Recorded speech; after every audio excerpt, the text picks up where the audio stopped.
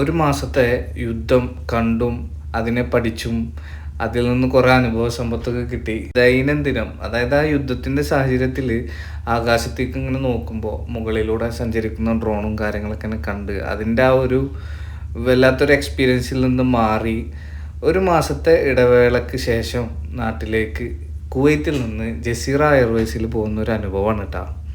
ഒന്നാമത്തെ ഏറ്റവും വലിയൊരു എക്സ്പീരിയൻസ് എന്ന് പറഞ്ഞു കഴിഞ്ഞാൽ വളരെ വലിയ ടിക്കറ്റ് പ്രൈസ്. രണ്ടാമത്തേതെന്ന് പറഞ്ഞു കഴിഞ്ഞാൽ വളരെ നാച്ചുറലായിട്ട് എയർപോർട്ടിൽ പോയി സുഖസുന്ദരമായി യാത്ര ചെയ്യാൻ പറ്റിയിരുന്നൊരു സാഹചര്യത്തിൽ നിന്ന് വ്യത്യസ്തമായ ഒരു യാത്രാനുഭവം. വളരെ നല്ല രീതിയിലുള്ള ചെക്കിങ്ങുകൾ പോകുന്ന വഴിയിലൊക്കെ.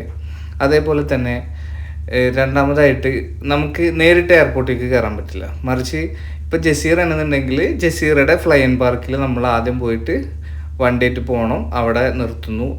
നമ്മളവിടുന്ന് അവരെ ബസ്സിൽ പിക്ക് ചെയ്തിട്ട് പിന്നെ നമ്മളെ എയർപോർട്ടിലേക്ക് കൊണ്ടുപോകുന്നു.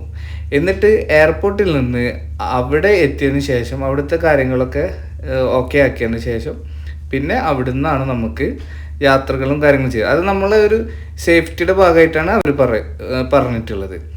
എന്തൊക്കെ പറഞ്ഞു കഴിഞ്ഞാലും ഈ ഒരു സാഹചര്യം എത്രയും പെട്ടെന്ന് മാറി വളരെ നോർമലൈസ് ആയിട്ടുള്ള ഒരു സാഹചര്യത്തിലേക്കും സിറ്റുവേഷനിലേക്കും വരാൻ സാധിക്കട്ടെ.